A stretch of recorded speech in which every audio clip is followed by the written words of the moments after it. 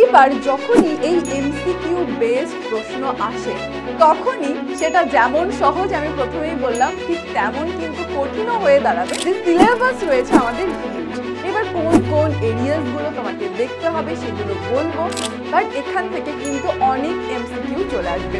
Plus এখানে দেখবে অনেক বইয়ের নাম লেখা আছে, সেই বইয়ের নামগুলো কিন্তু ফোকাস যে তোমাকে কোনো ডায়াগ্রাম দিয়ে দিতে পারে। সেই জন্য এখানে যখন তুমি দেখছো এই কোশ্চেনগুলো বা পড়ছো ডায়াগ্রামটার ওপর কিন্তু। হ্যালো মাই ডিয়ার স্টুডেন্টস, তোমাদেরকে যদি বলি যে সমস্ত বহির্জাত শক্তির মূল উৎস কি, তাহলে কি হবে অ্যান্সার?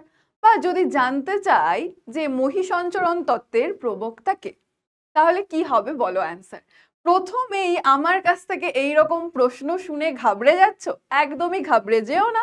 এইরকমই ইজি বাট ট্রিকি, মানে দুটো কথাটাই খুব অদ্ভুত, ইজি বাট ট্রিকি।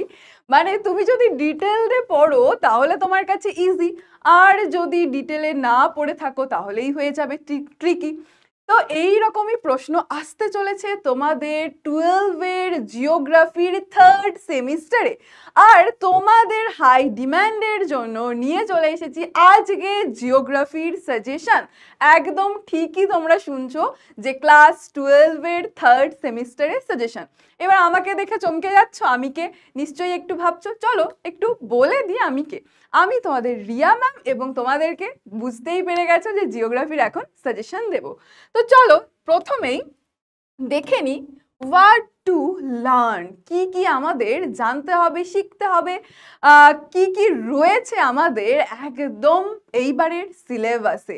এবং আমি তোমাদেরকে বলছি এই আজকে যেটুকু বলতে চলেছি, যেটুকু সময়ের মধ্যে বলতে চলেছি, একবার শুনে নাও, দেখে নাও, এবং তারপর তোমার মনে হবে যে হ্যাঁ কিছু একটা তো তুমি একটা ভরসা পাচ্ছ যে হ্যাঁ পারবো কিছু একটা। ঠিক আছে, যে পুরো সাজেশন বলতে পারো বা গাইড কিন্তু এই ভিডিওর মাধ্যমে তোমাদেরকে করে দেব। যদিও ফার্স্ট ভিডিও তোমাদের সঙ্গে, বাট ফার্স্ট ভিডিওতেই গাইডেন্স। তো তোমাদের রয়েছে সিলেবাসের মধ্যে 3টে পার্ট, প্রাকৃতিক ভূগোল রয়েছে, এবং রয়েছে মানবীয় ভূগোল, এবং তার পাশাপাশি রয়েছে ভারতের ভূগোল। তাহলে এই 3টে তোমাদের পার্ট রয়েছে ভূগোলের মধ্যে। এবার এই 3টে পার্টের মধ্যে তোমাদের এই ফার্স্ট পার্টটা থেকে, অর্থাৎ প্রাকৃতিক ভূগোল থেকে চলে আসবে 15 মার্কস, এই পোর্শন থেকে আসবে 15 মার্কস, এবং মানবীয় ভূগোল থেকে আসবে 10 মার্কস, এবং ভারতের ভূগোল থেকে আসবে 10 মার্কস। এই হলো তোমাদের টোটাল 35 মার্কস কোন পোর্শন থেকে কতটা আসবে। এইবার তোমাদের কোশ্চেনের ধরন কি সেটাও একটু বলে দিই। তোমরা জানো সবাই যে 35টা তোমাদের প্রশ্ন আসবে এমসিকিউ বেসড। এইবার যখনই এই এমসিকিউ বেসড প্রশ্ন আসে তখনই সেটা যেমন সহজ আমি প্রথমেই বললাম ঠিক তেমন কিন্তু কঠিনও হয়ে দাঁড়াবে যদি না তুমি ফোকাস এরিয়াসগুলোতে ঠিকঠাকভাবে ফোকাস না করো। তো তোমাকে কিন্তু ভালোভাবে এই এমসিকিউ বেসডের জন্য একটু ডিটেলে পড়াশোনা করতে হবে অবভিয়াসলি, তাই না? এখানে বড় প্রশ্ন নেই যে তোমাকে বলে দিলাম এই চ্যাপ্টারটার থেকে এই প্রশ্নটা পড়ে নাও আর এই প্রশ্নটা লিখে তুমি 5 মার্কস পেয়ে যাবে, সেরকম কিন্তু ব্যাপার নয়। তো প্রাকৃতিক ভূগোল থেকে 15 মার্কস রয়েছে। আর আমরা যদি দেখি এই যে মার্কসের পাশাপাশি যদি আমাদের সিলেবাসটার দিকে একবার তাকাই তাহলে আমরা দেখতেই পাবো যে সিলেবাস রয়েছে আমাদের হিউজ। এবার কোন কোন এরিয়াসগুলো তোমাকে দেখতে হবে সেগুলো বলবো, বাট তার আগে একবার ধরনটা বলে দিই। তোমার এমসিকিউ বেসড এমসিকিউ আসবে, এর মধ্যে আর কিরকম আসবে, তোমাকে বিবৃতি দিয়ে দেবে, বিবৃতি 1, বিবৃতি 2। এবার তোমাকে বলবে বিবৃতি শুধুমাত্র বিবৃতি 1 সঠিক, শুধুমাত্র বিবৃতি 2 সঠিক, দুটোই সঠিক, কোনোটিই নয়, এইরকম তোমাকে প্রশ্ন দেবে। এবং এর পাশাপাশি তোমাকে কি দেবে, তোমাকে একটা মানচিত্র দিয়ে দিতে পারে, তোমাকে একটা মানচিত্র দিয়ে দিতে পারে, এবং সেই মানচিত্রে তোমাকে বলতে পারে যে এটা কোন জায়গাটাকে নির্দেশ করছে, বা কোনো একটা ডায়াগ্রাম দিয়ে দেবে, সেখান থেকেও কিন্তু তোমাকে প্রশ্ন দেবে। তাহলে শুধুমাত্র যে তুমি উপর থেকে পড়ে যাবে তাহলে কিন্তু হবে না, এর জন্য কিন্তু তোমাকে ভালো করে জিনিসগুলো সম্পর্কে জানতে হবে। এবার ভাবছো ম্যাম খুব ভয় দিয়ে দিচ্ছে, একদমই না, একদমই ভয় পেও না। চলো আমরা দেখে নেব where to focus and how to excel, ঠিক আছে? চলো দেখি ফোকাস এরিয়াস। প্রথমেই তোমাদের রয়েছে ফার্স্ট যে চ্যাপ্টারটা, সেটা হচ্ছে ভূগঠন। এখান থেকে প্রথমেই আমি যেটা পড়তে বলবো সেটা হচ্ছে মানে যেটা তুমি স্কিপ করতে পারবে না, সেটা হচ্ছে ওয়েগনারের মহীসঞ্চরণ তত্ত্ব। এবং এখান থেকে এবার তোমার মনে হবে ম্যাম এখান থেকে তো এটা তো একটা তত্ত্ব, এটা তো ব্রড কোশ্চেনের জন্য হলে ঠিক ছিল, আমাদের তো এমসিকিউ বেসড কোশ্চেন। বাট এখান থেকে কিন্তু অনেক এমসিকিউ চলে আসবে, প্লাস এখানে দেখবে অনেক বইয়ের নাম লেখা আছে, সেই বইয়ের নামগুলোও কিন্তু ফোকাস করবে। এছাড়া জিগসফিট এইরকম শর্ট কোশ্চেন গুলোর দিকে দেখবে, প্যানজিয়া, প্যান্থালাসা, এগুলো তোমরা ছোটবেলাতেও পড়ে এসেছো। নেক্সট চ্যাপ্টারে চলে আসছি ভূমিরূপ গঠনকারী প্রক্রিয়া। এই তোমাদের সিলেবাসের মধ্যে যেটা সব থেকে পজিটিভ জিনিস সেটা হচ্ছে এই জিনিসগুলো কিন্তু এই যে ভূমিরূপ গঠনকারী প্রক্রিয়া, বহিস্থ প্রক্রিয়া সমূহ একদম সেম ছিল তোমাদের ক্লাস 10 এর জিওগ্রাফিতে। আর মাধ্যমিকটা তোমরা সবাই সিরিয়াসলি দিয়েছো, তাই আজকে এই জায়গাতে আছো। তো সেই জিনিসগুলো কিন্তু যেহেতু সেম, তাই ওই জিনিসগুলো তখন যেহেতু তুমি ভালোভাবে পড়েছো, তাই এখন এসে কিন্তু খুব একটা কষ্ট হওয়ার কথা নয়।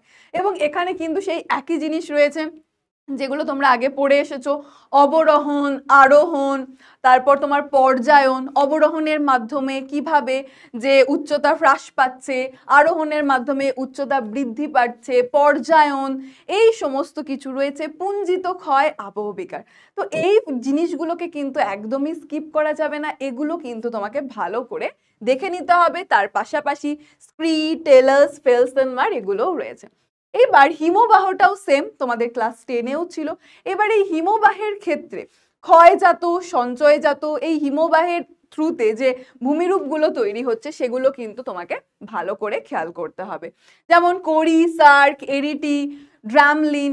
এবার ডিমের ঝুড়ির মতন কোনটা দেখতে, এই শব্দটা কোথা থেকে এসেছে, এই শব্দটার অর্থ কি, এই ধরনের শর্ট কোশ্চেনের দিকে কিন্তু তোমাকে বেশি ফোকাস করতে হবে। দেখো আমি তোমাদেরকে এখানে মেনশনই করে দিয়েছি যে এই সমস্ত জায়গায় তোমাকে এক্সট্রা ফোকাস দিতে হবে। কোথায় এক্সট্রা ফোকাস দিতে হবে? উদাহরণ এবং অর্থে। মহাদেশীয় হিমবাহের একটি উদাহরণ দাও, পৃথিবীর দ্রুততম হিমবাহের নাম কি, এই সমস্ত জিনিস। অর্থাৎ এখানে প্রচুর এক্সাম্পল রয়েছে, তোমাকে কিন্তু এক্সাম্পলগুলো কিন্তু মনে রাখতে হবে এবং কোনো কিছু কোন অর্থ, সেটা কোথা থেকে এসেছে, এই জিনিসগুলো কিন্তু ভালো করে অবশ্যই পড়তে হবে। এরপর ডায়াগ্রাম। এখান থেকে যেরকমটা আমি তোমাদেরকে শুরুর দিকে বললাম যে তোমাকে কোনো ডায়াগ্রাম দিয়ে দিতে পারে, সেই জন্য এখানে যখন তুমি দেখছো এই কোশ্চেনগুলো বা পড়ছো, ডায়াগ্রামটার ওপর কিন্তু ফোকাস করবে যে কোনটা কেটল, হ্রদ, এই সমস্ত জিনিসগুলো কিন্তু অবশ্যই তোমাকে দেখে নিতে হবে। নেক্সট চলে আসবো জলবায়ুতে। জলবায়ুর ক্ষেত্রে ঘনীভবন, 4 o'clock রেইন, তারপর তোমাদের বৃষ্টিপাত, এগুলো সবই তোমরা ক্লাস 10-এ পড়েছো। কোনটা তোমার প্রতিবাদ ঢাল, কোনটা অনুবাদ ঢাল, কোথায় বৃষ্টিচ্ছায় অঞ্চল, বৃষ্টিচ্ছায় অঞ্চলের উদাহরণ দাও, এই সমস্ত জিনিসগুলো কিন্তু তোমাকে একদম ভালো করে দেখতে হবে, ইন ডিটেলে কিন্তু দেখতে হবে। এরপর আমরা বাড়িমণ্ডলে চলে আসছি। বাড়িমণ্ডলের থেকে মহীসোপান, মহীঢাল, এগুলো ফোকাস করবে। এবং জীবমণ্ডল, এই চ্যাপ্টারটায় যদি আসি তাহলে একদম ফার্স্ট যেখান থেকে শুরু হচ্ছে সেই পাতা থেকেই তোমরা দেখবে, তোমরা যে কোনো বই ফলো করো না কেন, সেই ফার্স্ট পেজ থেকেই রয়েছে অসংখ্য কিন্তু প্রশ্ন।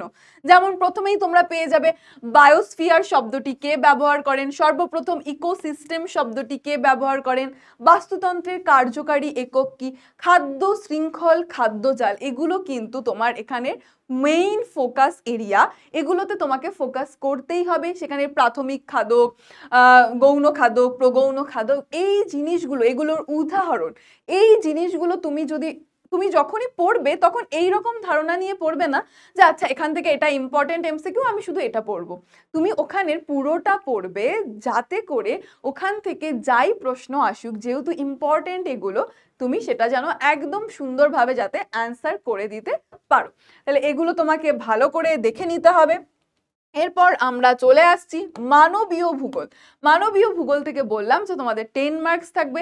এখানেও সেম ক্লাস 10-এ পড়ে এসেছো যে জন্মহার, মৃত্যুহার, অভিবাসন, বয়সলিঙ্গ পিরামিড এগুলো এখান থেকে দেখবে এবং তার পাশাপাশি বসতির থেকে রৈখিক বৃত্তাকার বিক্ষিপ্ত বসতি এইগুলোর উদাহরণ আমরা কোথায় দেখতে পাই এই জিনিসগুলো কিন্তু ফলো করবে।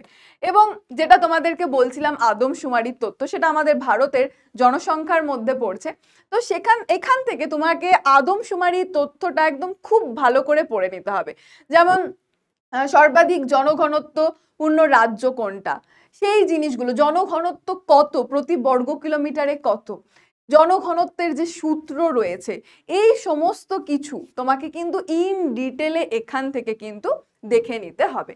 এরপর আমরা জলসম্পদে চলে আসছি, নিত্যবহ খাল, প্লাবন খাল, এগুলোর সমস্ত কিছুর এক্সাম্পলটা ভালো করে দেখবে। এবং কৃষি যেখানে আছে সেখানে কৃষি এবং বিপ্লবের ক্ষেত্রে সবুজ বিপ্লব, শ্বেত বিপ্লব, এখানে দেখবে অনেক বিপ্লব আছে, সেই বিপ্লবগুলোর রেভলিউশন, কিন্তু এখানে রেভলিউশন, এই বিপ্লবগুলো পড়তে পড়তে তোমার জীবনে রেভলিউশন নিয়ে চলে আসতে হবে। তো এখান থেকে এই জিনিসগুলো ভালো করে ফোকাস করবে। শ্বেত বিপ্লব কোনটাকে আমরা বলছি, নীল বিপ্লব কাকে বলছি, অ্যান্ড লাস্টে যেটা বলবো বাণিজ্য ও অর্থনীতি। বাণিজ্য ও অর্থনীতির থেকে এখান থেকে ফুল ফর্মগুলোর প্রতি বেশি ফোকাস করবে।